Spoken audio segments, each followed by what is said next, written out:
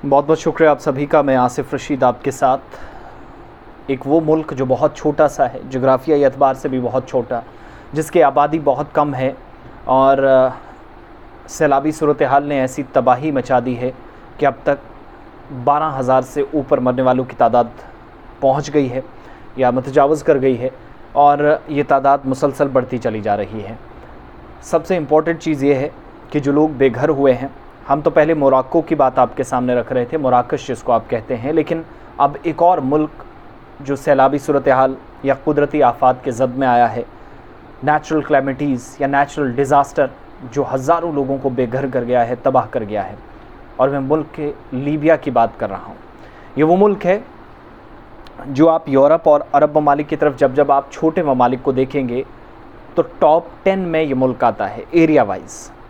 और लीबिया के अंदर अचानक बारिशें हुई, तेज़ हवाएं और सैलाबी सूरत हाल ऐसी कि किसी को संभलने का मौका नहीं मिला।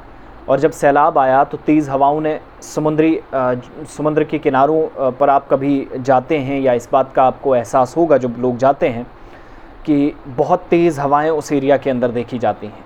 वेस्टर्न डिस्टर्बेंसेस बहुत ज़्यादा होती हैं, तो वेस्टर्न डिस्टर्बेंसेस का खमियाजा यहाँ लोगों ने भुगता है। और आज कुछ भी कहा जा रहा है कि महकमा मौसमियात ने वक्त पर लोगों को अवेयर नहीं किया। समुद्र के किनारे, इमारतों के नीचे दुकानें हों, मकानात हों, दीगर कुछ ढांचे हों, बाथरूम हो, किचन्स हो, हर जगह कम से कम 1 लाश 2 लाशें पड़ी हुई हैं। ये सूरत हाल है उस मुल्क की। शहर जो दरना है, तबाही यहाँ पर सबसे ज़्यादा मची। और बहिरे रोम यानी जो रोम की तरफ से एक तारीखी दरिया या समुद्र का जिक्र जो बार बार हम करते हैं, फिर ब्लैक सी की जब हिस्ट्री हम लीबिया के साथ जोड़कर देखते हैं कि क्या है, कैसे लोग रास्तों को किन किन एरिया से पार करते हैं, वो सारा सिलसिला यहाँ पर थम जाता है जब आज ये सिचुएशन बनी है। समुद्री तूफ़ान ने अब तक 11,300 से ज़्यादा लोगों की जान ली है और तकरीबन 2 घंटे पहले ये सिचुएशन थी। हर गुज़रते लम्हे के साथ तादाद बढ़ती जा रही है। 10,000 से ज़्यादा लोग लापता हैं। और जो गैर मुल्की मीडिया रिपोर्ट भी कर रहा था, हालिया सैलाब के बायस हलाक अफराद की तादाद जो 11,300 प्लस हुई है। $71 मिलियन हंगामी इमदाद की अपील अक़वाम मुत्तहिदा की तरफ से लीबिया के लिए कर दी गई है ताकि सैलाब से मुतासरा इलाकों में पहुँचा जाए।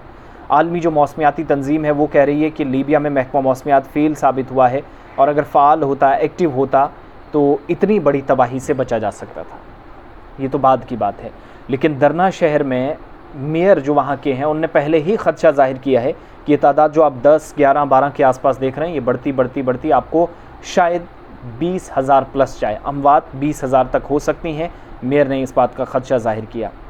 और समुद्री तूफ़ान के बायस लीबिया के जो शुमाली साहिली इलाका है, समुद्र के पास वाला एरिया है, नॉर्दर्न बेल्ट है, वहाँ कर्फ्यू नाफिज़ किया गया है। किसी को जाने की इजाज़त नहीं। तालीमी इदारे बंद हैं।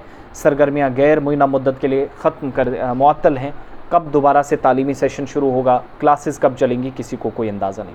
बहरहाल मराकश के बाद या तुर्की के बाद मराकश के बाद लीबिया, सभी ममालिक के लिए दुआ करें। ईरान के अंदर भी हालात इन दिनों ठीक नहीं है। एक बड़ा क्रैकडाउन, मेजर क्रैकडाउन सरकार ने शुरू कर रखा है मुजाहिरीन के ख़िलाफ़। मासा अमीनी के कत्ल के बाद पिछले साल सितंबर में 2022 में, आज 1 साल हो गया है 16 तारीख को, तो आज 17 तारीख को 1 साल 1 दिन आप एक अंदाज़ा लगा कर चल सकते हैं। तो ये सिचुएशन है जी मुस्लिम ममालिक के अंदर या अरब ममालिक के अंदर। बहरहाल दुआ कीजिएगा कि सभी लोग जो बाहिफाजत निकालने की कोशिश हैं, भारत की तरफ से भी पेशकश कर दी गई हैं लोगों को बचाने के लिए कि इमदाद जो हंगामी बुनियादों पर, और भारत ने मराकश के बाद लीबिया के लिए भी स्पेशल जो आर्मी कमांडोज़ हैं वो भेजने का फ़ैसला किया है, बल्कि भेज भी दिए हैं।